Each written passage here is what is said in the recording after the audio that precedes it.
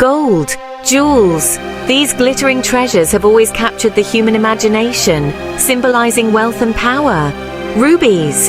These precious stones, with their deep red allure, were coveted by royalty and nobility alike, yet none held a candle to the true prize spices. Yes, those little seeds and pods from faraway lands were once worth more than their weight in gold. Spices like pepper, cinnamon, and cloves were the real treasures of the medieval world. Imagine a king ransoming his crown for a bag of peppercorns. It might sound unbelievable today, but back then, spices were a symbol of status and luxury.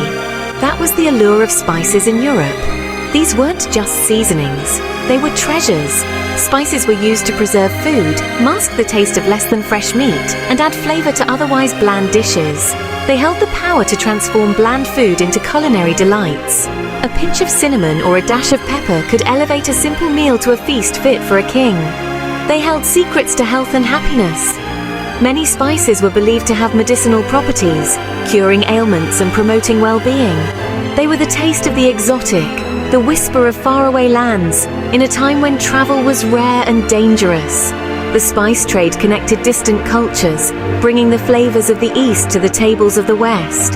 Explorers braved uncharted waters and unknown dangers, driven by the promise of these precious spices. Their journeys changed the course of history, opening new trade routes and forging connections between continents. Today, spices are commonplace, found in every kitchen, but their history is a testament to their enduring value and the lengths to which humanity will go to obtain them.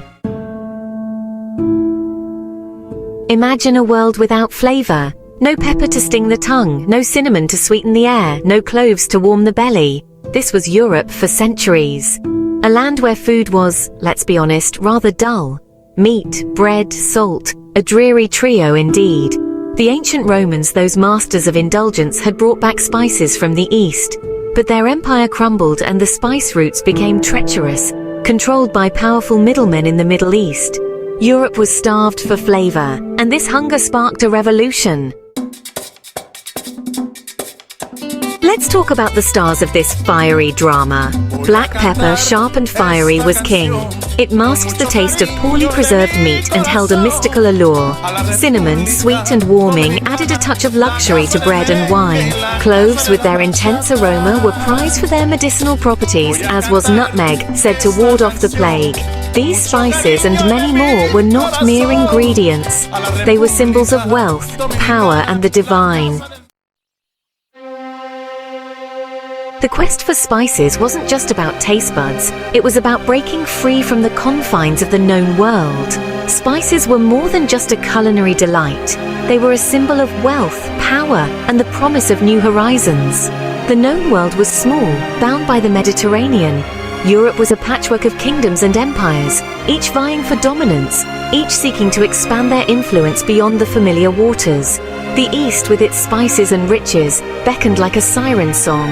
Tales of exotic lands filled with unimaginable wealth reached the ears of European monarchs and merchants, igniting a fervor for exploration and conquest. Explorers set sail into the vast unknown, driven by dreams of spice islands and golden empires. They navigated uncharted waters, guided only by the stars and rudimentary maps, their hearts filled with hope and trepidation. They faced storms, disease, and hostile natives. The journey was perilous, fraught with dangers both seen and unseen. Many ships were battered by violent tempests, and countless sailors succumbed to scurvy and other illnesses. Many perished, their dreams swallowed by the sea. Shipwrecks were common, and the ocean floor became a graveyard for those who dared to dream of distant shores. But the lure of spices was too strong to resist.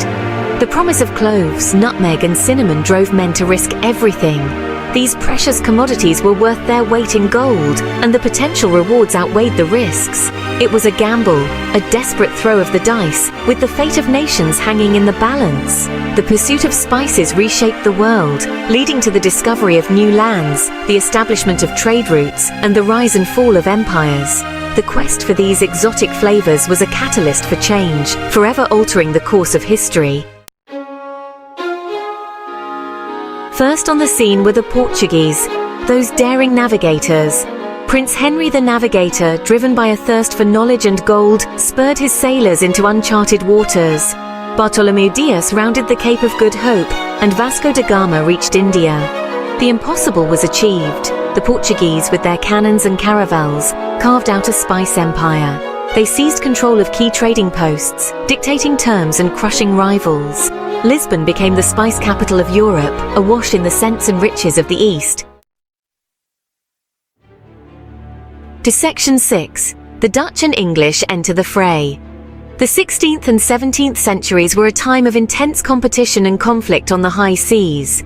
The lucrative spice trade, which had been dominated by the Portuguese, was now attracting the attention of other European powers. But the Portuguese wouldn't have it all their own way. Their early dominance in the spice trade was being challenged by new ambitious players.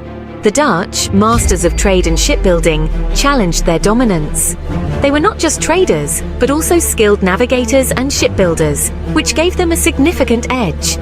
They formed the powerful Dutch East India Company, a ruthless corporation that waged war and built empires in the name of profit. This company was not just a trading entity. It had its own military and administrative powers, making it a formidable force. The English, not to be outdone, followed suit. They established the British East India Company, which quickly became a major player in the global spice trade. The East India Company, with its own private army and insatiable appetite for spices, joined the fray. They were determined to carve out their own share of the lucrative spice market. The seas ran red with blood as the European powers clashed for control of the spice trade. These battles were not just about commerce. They were about power, influence, and the control of entire regions. The struggle for dominance in the spice trade would shape the course of history for centuries to come, leaving a legacy of conflict and colonization that would be felt around the world. Section 7. A Taste of Empire. The impact on Europe was seismic. Spices, once the preserve of kings and nobles, became more widely available. Peppercorns seasoned the stews of peasants. Cinnamon flavored the cakes of merchants. A new middle class emerged, their fortunes built on the spice trade. But this newfound wealth came at a cost. The spice trade fueled colonialism as European powers carved up the East, exploiting its resources and people. The quest for flavor had a bitter aftertaste. Section 8. The Spice Legacy. Today, the spice trade is a shadow of its former self.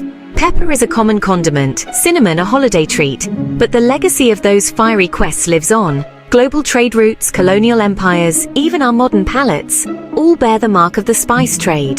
The next time you sprinkle cinnamon on your toast or grind pepper on your pasta, remember the voyages of discovery, the battles fought, the empires built, all for those tiny seeds and pods that once held the world in thrall.